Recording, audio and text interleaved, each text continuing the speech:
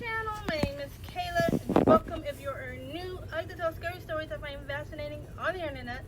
And I also like to do some random fun vlogs and hauls and stuff like that. So if you're interested in that type of content, hit the subscribe button, hit the like button, hit the notification bell so you'll be notified when I post new videos. And follow me on all my socials, so it'll be linked down below. Welcome back to my channel. My name is Kayla. I like to tell scary stories I find fascinating on the internet and share them on here. And yes, I'm wearing the same clothes as the last video. I'm doing some videos like all in a row, and I don't feel like changing, and these are clean. And let's just get into the story. Today's story is called Moonlight Madness. Moonlight Madness is a horror story about a boy who goes to visit the house where his girlfriend's parents live. It is based on an old scary story called Moonlight Sonata by Alexander Wolcott.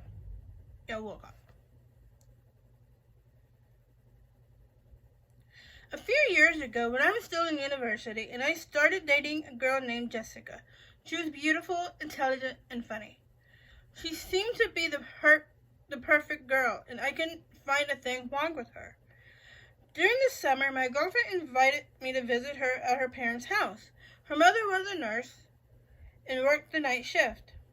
She told me her father had been sick for years and was unable to work. He had become recluse and spent most of his time locked up in the attic room. Jessica hardly ever saw him. When I arrived at her house, I met Jessica and her mother. We ate dinner together, but her father didn't join us. They took a plate of food upstairs and left it outside the attic door. That night, I slept in Jessica's bedroom, and she slept downstairs in the living room. I lay in bed reading a book for a while, then turned off the light and went to sleep.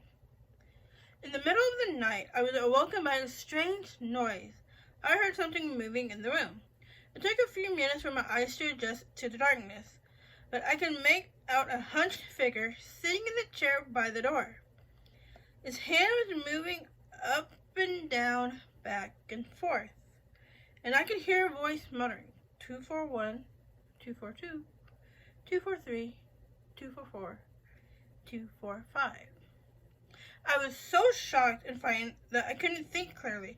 I immediately opened the window and climbed out onto the garage roof. That's an airplane. Then I dropped down to the ground, started frantically knocking on the living room window. Jessica pulled back the curtains, and when she saw the look on my face, she opened the window and let me in. I told her what I had seen upstairs. At first, she didn't take me seriously, saying it must have been my imagination. I kept insisting that my eyes hadn't been playing tricks on me. Maybe it was my father, she said. I didn't want to tell you before, but he has mental problems. Sometimes he gets up in the middle of the night and wanders around. We decided to go upstairs and find out what's going on. When I opened the door and stepped out into the hall, I stumbled over something that was lying on the floor. When I looked down, I saw something I would never be able to forget as long as I live. It was the body of Jessica's mother. Just her body. Her head was gone. Oh, that was the cliffhanger. There's more. I'm like, you gonna leave me hanging here? Okay. On the floor beside her, there was a bloody meat cleaver. Oh my God, I cried out. When Jessica saw her, she let out an anguished scream and burst into tears. I didn't stop to think. I just grabbed her by the arm and dragged her to the front door.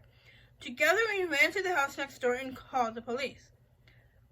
Minutes later, a patrol car pulled up outside and 2 police officers got out. With their guns drawn, they went into the house and climbed the stairs. When they cautiously opened the door to Jessica's bedroom and switched on the light, their eyes were met by an unforgettable sight. Jessica's father was sitting in the chair by the door. Between his knees, he held his wife's severed head, and he was still happily counting. 536, 537, 538, 539, 540. As he plucked out the hairs one by one. Ooh, that was really creepy. That was a very creepy story. Give this. Okay. Continue watching.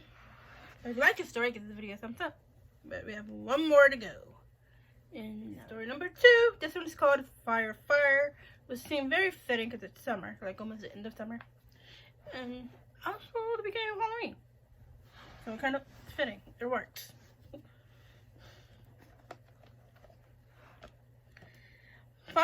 Fire is a scary campfire story about some teenagers who go camping in the wilderness. A group of teenagers decided to go camping in the wilderness. There were 6 of them together. 3 boys named William, Vincent, and Mark, and 3 girls named Julie, Cecilia, and Cynthia. They packed their camping gears into the boot of their car and drove out to the campground. That evening, they set up their tents and unrolled their sleeping bags. As night fell, they built a campfire and gathered around it to roast marshmallows. Seated in a circle around the crackling flames, they began to tell us ghost stories. Suddenly, they heard a voice screaming from the darkness, "Fire! Fire! Pretty fire!" And your soul disappears. At first, they thought it was just one of the boys playing a joke on them. They turned to where William was sitting, since he was the most mischievous one in the group, but he was gone. They assumed he must have gotten up to go to the bathroom in the forest, so they resumed their conversation. Just as one of them was about to start another horror story, they heard the voice shout again, "Fire, fire, pretty fire," and your soul disappears. They looked around, but they couldn't make out anything in the pitch-black night. Then one of the boys exclaimed, "Hey, look, Julie's gone." She had been sitting opposite him just a few moments earlier, but now her seat was empty. The teenager began to get nervous, especially since William had not returned. Usually after one of his pranks, he would come back laughing and making fun of them. They tried to dismiss their fears and continue horror stories. Suddenly from the darkness, the voice boomed out again, "Fire, fire, pretty fire," and your soul disappears. Why does that sound like Hades? The one from Hercules. I don't know why that came to my head. This time when they turned around, they noticed that Vincent was missing. At this, they became seriously frightened. Only 3 of them remained. Seating around the campfire, anxiously they peered into the darkness, wondering what was going on. Cecilia was trembling with fear. "Where do you think they are?" she whispered, her voice shaking. Mark was about to answer when he was interrupted by the deep voice, "Fire, fire, pretty fire," and your soul disappears. Mark was taken by surprise and almost fell off the log he was sitting on. When he steadied himself, he realized that only he and Cynthia remained around the campfire. Cecilia has disappeared. Since there were only 2 of them left, they made a solemn promise that they would not leave each other. Mark had a sneaking suspicion that the others were hiding in the woods and trying not to laugh. As they watched him and Cynthia shaking in their boots, again the voice cried out, "Fire, fire, pretty fire," and your soul disappears. Cynthia hid her face in her hands. She was too terrified to look. "Mark," she hissed. "Mark, what's going on?" And there was no answer. Slowly she parted her fingers and found herself all alone. She began to panic and burst into tears. She sat on the log as the fire crackled and jumped at the slightest noise coming from the woods. Clutching herself tightly, she began shaking like a leaf. "I can't take it anymore," she yelled out in desperation. "Just get it over with." She heard the voice again. "Fire, fire, pretty fire," and your soul disappears. After that, she heard nothing more. The next day, when they didn't return home, the parents of the teenager reported them missing. The police drove out to the campground to investigate. Near the remains of an extinguished campfire,